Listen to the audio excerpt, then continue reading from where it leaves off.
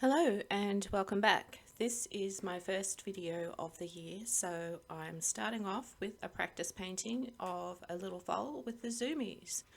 I am using a base palette of yellow ochre, Venetian red and Prussian blue, which has become my favourite palette so far. I have recently been experimenting with different palettes using different colours to represent yellow, red and blue.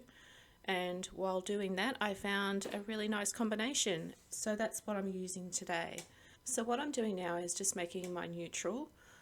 So I'm just using the Venetian red and the Prussian blue to make my darkest dark. So that will also, if I add white, it will also be my neutral grey, and I can move that warm or cool depending on what I need at the time. So I mix a little pile of that up and I put it to the side, clean my palette, and then get started with the next step.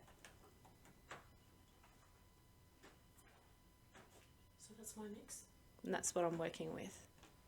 And this is the palette. And here's a picture of the experiments that I've been doing. So that's the palette I'm using. Alright, so now we get into the drawing stage, and what I do is I just use an old brush. It's a really crappy brush. I dip it in some Gamsol and then I use a bit of that dark neutral colour, and I just do a rough outline of where it is, of the drawing stage. So at the moment I'm just trying to judge the amount of space the subject is going to take up on the cardboard, and it's almost like an outer envelope and with a few structures here and there. Just using very simple shapes, almost gestural lines. And this is only the first part of the drawing stage for me, because I also still draw throughout the painting. It's only when we get halfway to the last part that I'm actually stopping drawing. I might need to fix a few things here or there that I didn't see at the start, but basically I draw right up until halfway through.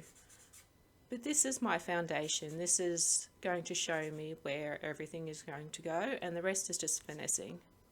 So while I'm doing the drawing stage, I just want to mention about stepping back from YouTube and social media for over a year.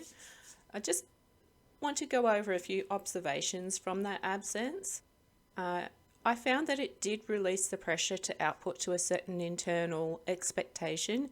Even though I wanted to show better results, I was starting to attach too much value to the amount of likes I might get, or, to post a video, how many views. And that expectation was just killing my desire to paint, because I end up chasing something else instead of learning how to paint. Basically what happened was all my goals and expectations of what I should do to become something of value just shattered.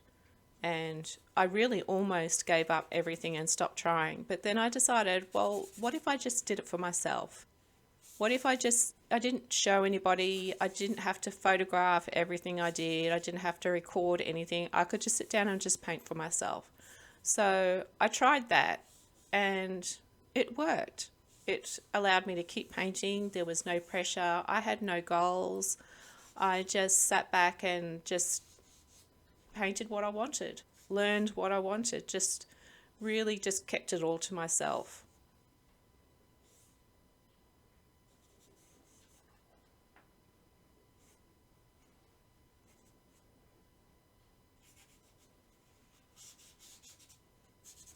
So here in the practice painting, you can see that I've just started with some colour after wiping back my initial drawing. And this is mainly Venetian red with a little bit of yellow ochre, because the foal had a very beautiful bright red coat, and I felt that this was the best colour to represent that. So you'll be able to see my brush strokes are all still very filling in the gaps in the drawing. So I start to go in and mass a few shapes as well, and that for me is still part of the drawing. Alright, so then why come back now? Why come back to social media in 2026, or even in late 2025 really, when I started? Well, to be honest, I'm not completely back. At least my expectations aren't. I have decided that Instagram is going to be something that I only do if I feel like it, and most of the time I don't feel like it. I did try to post regularly on Instagram, I think in November, but I it's just too much bother. It just takes me out of the artist mindset too much. So I might end up posting a few at once or none at all, and it just isn't really worth the effort for me to try and be consistent on Instagram. But so that's not really on my radar for this year. I have posted a few updates on Twitter, X, or whatever you want to call it, but that's only because when I make a post on Patreon or YouTube, it comes up with a link that does it automatically for me. So that's basically the path of least resistance, and that's where I work the best. Also, on the topic of Patreon, I have been attempting to do a very brief weekly studio log, blog type thing. Again, I'm treating it as something that is low pressure, but I like how I can make it into a blog and just sort of post a few thoughts, a few insights on things that come to me as I'm painting. And there is one paid, just one paid tier, and it's more of a support thing, if you wish. But I do a monthly summary in a PDF form that includes what I've been learning, what master I have studied for the month, and a gallery section. And doing that is a lot more work, not only in creating it, but also creating the content for it, as some months obviously have less output than others. But that is the only thing in the paid tier. So that's because of the amount of effort that I have to put into that. Then there is YouTube. And with YouTube, I watch quite a bit of it. At least I used to. I used to watch a lot more than what I do now. But I got tired. I got tired of being sold to, manipulated, or even just the amount of people pretending to be experts or pretending to be authentic, just the sheer skullduggery of it all. It's making it harder and harder to watch. Not a lot of it is worth any value to me in the end. So I asked myself, why would I post to YouTube when most likely very few people will watch? I decided it might be a nice record of my progress. Just a record of me doing something without pretending to know it all. Just one person's view on life. So the rules are for YouTube, I just post what I want when I want. I don't worry about anybody viewing or nobody viewing. I don't worry about whether it is good content or not. It's just do something. It's just to, either do something or do nothing. That's it. So I'm not trying to convince you of anything. I'm not trying to make you do anything. It's just purely just to. It's more for me than for you. My view on life in general is constantly shifting as I get older. Even recently, my views just change. I guess mostly from where I'm getting my values from. I question why I need to have any value at all sometimes. Why must I need to be doing anything other than what I am, or be anything other than what I am? And for most of my life, I've not been happy with who I am or what I am.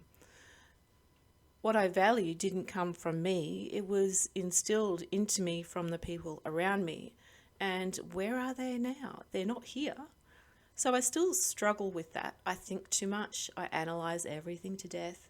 I am only now trying to learn how to let things be as they are and just live with things as they are now, not what I want them to be. The constant trying has been just so exhausting. And I'm so tired of the struggle to be what I'm not. But when I watch YouTube now, I ask myself, is this helping, or is this something I need to know? And most of the time, it's not. So I'll just click off once I realize that it isn't. I actually say in my head, is this helping me? Is this something that is going to make me a better person? And, unless it's just purely for entertainment, it's usually not worth it. And I've never been the type of person who is constantly on my phone. So, what else can I do? So I have moments now where I can absorb the nice things when they come and just see things as they are now. I still have issues sometimes. Well, actually, a lot of times I still have issues, but I can work through them better than I could in the past now that I have removed a lot of the noise. So now I'm back here and I'm still painting. I never stopped really. I'm still learning and I'm still evolving. I still get frustrated with myself, but I am more accepting of that now. I also moved my painting setup to the other end of the house so the noise from the neighbours' kids isn't so close and interfering with everything and constantly breaking my focus, because that was a huge issue. So this year I want to keep doing much of the same. I like the idea of having a monthly master to learn from, finding a couple of paintings to study and see what I can discover and learn. I think it will also be nice to make a video every now and then about that. So we'll see. I would also like to start using my good surfaces to paint on and use the cardboard more for sketching or experimental studies. I have been using it quite a lot. For quite some time now, because I want to save all my good stuff for when I'm good. You probably know what that's like, and it's just I just need to stop that, because by the time I'm good, I'll be close to the grave and I'll never get to use my surfaces, my good canvases or something like that anyway. I think I would also like to start sketching again, because if I'm honest with myself, I basically stopped with only a few pages here and there throughout 2025. But most of all, I'm not going to be perfect. I'm not going to get it right all the time. I'm going to accept that, or at least do my best. I'm also working on a slower timeline now. I don't need to rush. I don't know why I ever thought I did. It was just the pressure from that alone was almost intolerable. I felt I had to do this and I had to do that and I had to do this and I had to make sure I did that every week and I had to make sure I did this thing every month and this thing every day, and it was too much. It was just too much for me and I crumbled under the pressure, I guess. But that's who I am, and I just have to accept that I don't work well that way. I think I was influenced by a lot of those YouTube videos that go around saying you've got to be more efficient, you've got to do this, you schedule that, and this is how you get better, and this is all of that crap, and it's just crap. Everyone's different, everyone works in a different way, and I think if you can keep that up, that's great, more power to you, but I can't. I simply can't. So I'm working on my timeline, my time frame now, not someone else's. So back to this little practice painting. It is starting to come along now. It's not perfect, and I did have to fix up a few things, but I think overall it turned out okay. I'm happy with it. The progress isn't earth-shattering, but that's my progress. My progress sometimes isn't earth-shattering. Also, because this painting was done in less than an hour, I think 50 minutes or something like that. That's something I would like to work on, because I sometimes have trouble. I think I have to do everything in one sitting, and I have to get it perfect in one sitting, which is a lot of pressure. And obviously, I'm starting to accept that if I'm doing it in one sitting, it's going to be hit or miss. So I'm trying not to have too much attachment to what I'm doing, and just treating it as the practice that it is. It is practice, and all practice, you don't always hit the mark every time when you're practicing. So that's why you practice. But anyway, I think that's enough rambling for my first video of 2026, and I think it will take me a little while to get into the swing of things. I'm really rusty with making videos, and I forgot that I had to set certain camera settings, and I'm still using the same webcam as before. I just need to figure out the best settings again, maybe turn off autofocus. And I have a new phone to record with, which is fantastic. I just need to figure out the best way to do that. So I might be able to do something in the future with that. Alright, well, if you watched all the way to here, thank you for your time, and I look forward to making a few more videos again. Keep drawing and / or painting, and I'll catch up next time with some more progress. Bye.